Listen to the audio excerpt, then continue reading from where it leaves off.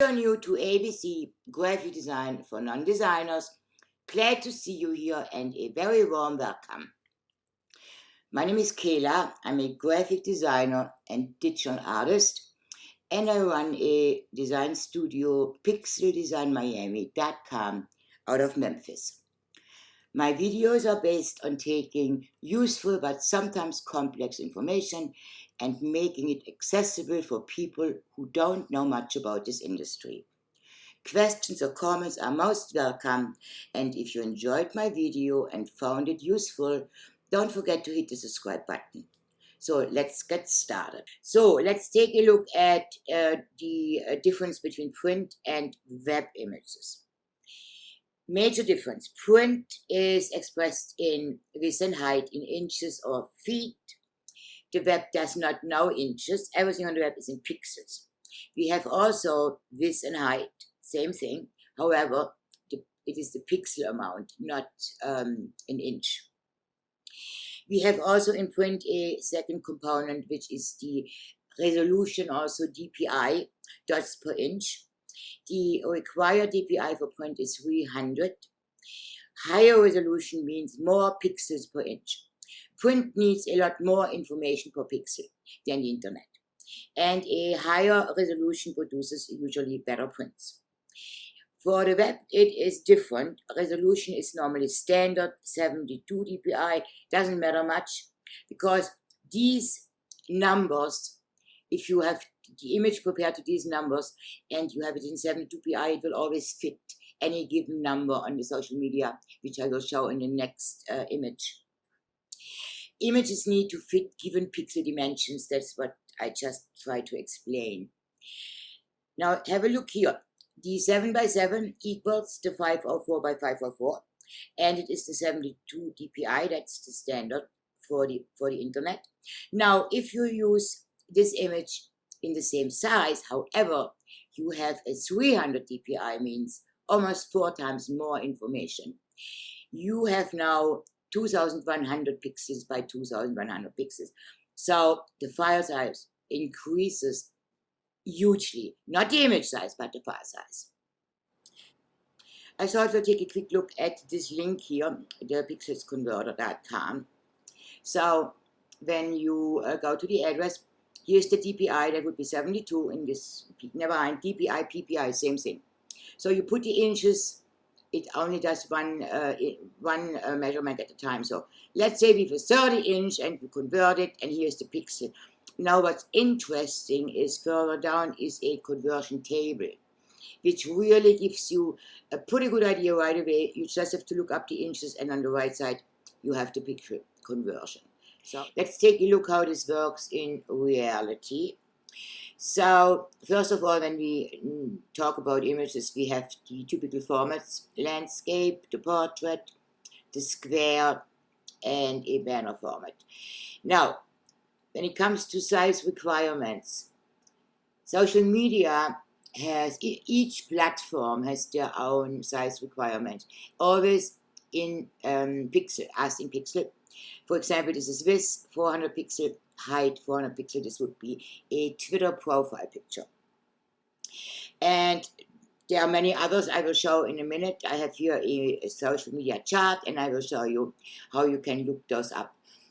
Now, often you need to crop and resize to fit a given space. If you, for example, would like to take a landscape, put it in this square, it's going to be complicated. You will certainly have to crop and resize, but often it might not work at all. It depends on the content of your image. A quick word to the performance. The performance can suffer if image and file size are not optimized correctly. That means if you have a file, let's go back to this landscape, and it is really large in file size, it's going to be a problem, because internet needs to have images to open up quick, so the file size should be on the smaller side. We'll get to that too. Now let's take a look here at the social media chart. This is the social pilot. It's a image size cheat sheet, and it has all the different platforms listed. The image sizes show up like this, always in width and height in pixel, and you can scroll through. It will give you an idea what it is they are looking for and what you have to actually upload. The second link I had was the resize pixel, which is a really great little program to have. So let's make an example how this works. We have this image here. It takes a second to open. It's a JPG, and here it is. Now, the first thing you see is the resize image. What is this? Measurements, and it's the width and height in pixel as always. The fixed aspect ratio you want to keep on. If you click that off, the image might get distorted and it's going to look awkward. Then you click, let's first look at what else is there. We have the crop, the rotate, the convert, and the compress. Convert is nice. You can switch the image format. For example, I could do a PNG. For now, we'll keep it as a JPEG. Okay, so we are going to leave it as a JPEG. Now, let's look at the other options of cropping. You have here in this menu the aspect ratio. For example, 1:1 is a square. 16:9 is a pretty standard format in ratio, and you have the different platforms which give you some options. Here is the Facebook cover. You can of course then move it around and choose what you the section of the image you want, and you can not resize it because it is measured, so it is going to be staying in this measurement. So let's say this is good. It will crop, and here it is. So now the image dimension and the image file size have been changed.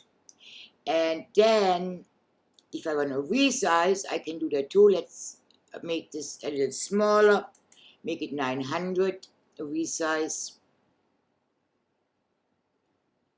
Takes a little while. Okay, here we go. That looks fine. And then I go to download and download image, and that is that. Let's take a look at image optimization and file size. We have an image here, 900 by 900 pixels, and the file size is about 2 megabytes. This image now is optimized. It means it is web optimized, and you do that through greatly compressing the image, which leads to permanently removing some information. However, there is an upside to this. The image size is still the same, 900 by 900 pixels, but the file size is now reduced to 140 KB, despite the fact that the quality has been is about 70% reduced and is now only at 30%. When you take a closer look at the images side to side, you see a little color loss here. You have less bright color, a little muted. However, the quality of the image all in all is about the same. So you can use this extreme file compression of a JPEG with quality loss, and it is not visible for the eye on the monitor only. If this comes to actually printing, there will be a huge difference, and you will see. However, for the monitor, you get away with reducing the file size to this extreme. Take a look what happens if you just enlarge an image. You need to know the following. Each pixel has a defined color, a position, and is bound to proportion. What does that mean in English? Let's examine these three images, and then we have the answer. This is the first image, and it is the original, and it is nice and sharp. It is 72 dpi, standard dpi for the internet. Now, we are taking pixels out, meaning we are reducing the image. However, the size of the image stays the same. It's the same image size, but reduced pixels. And we are seeing to start a slight blurring, and the image is slightly less sharp. And if we take this to an extreme and we again take pixels out and keeping the size, so blowing it up, blowing the image up, look what happens. We completely lose the individual pixels lose their shape, their color information, they get unsharp, and it's called the image gets pixelated. Important to keep in mind, when reducing the image, pixels get smaller and are less visible, which means you can always reduce an image, make it smaller, no problem. Enlarging the image leads to stretching the pixels, and as a result, the image gets blurry and pixelated. Once you resize, information is lost. If you size the image back up, the loss of data will show, and the image will never look as good as the original. Therefore, don't modify an original. Instead, always make a copy. So we spoke in detail about image size. Now we need to talk about file size and why it matters. File size refers to how much data a file contains and how much storage it will require, and is expressed in KB, kilobyte, or megabyte. Just so you get an idea, kilobyte is like from 1 to about 1,000 something. Megabyte is it goes above from 1,000 plus. A file, this is an image file, a JPG on my Mac. It will give you the following information. I show you how to access it. It gives you the file name, image format, which is a JPG, the file size, in this case 32 KB, which tells me it is a small file size. It is the date when it was created, the pixel dimensions, that is the image size, 600 pixel by 533 pixel, and it will give us the color space, which is on the internet RGB. Now, let's take a quick look here. If you click on a file, you get this information right down here under when you are like in this preview format. You have all this information right to look at, and it will give you information about the file just seeing that. If you need to open it, you go right click get info, and here is additional window which will give you detailed information about the file. I'm going to close this short presentation with a few points about the JPEG. It is the most common format for photo-based images in digital photography across platforms and the internet. It has the ability of high compression, what means it saves space and it will open super quick on the internet. But it is called a lossy compression, which means that information is permanently deleted and eventually image quality gets worse. So remember, never touch the original, always use a copy. It is a good choice for photos and images with complex color palette, but lacks transparency and isn't the best choice to use for artwork, fine lines, typography, and drawings. I hope this was useful. You got some good points out of this presentation. Until next time, thank you for listening.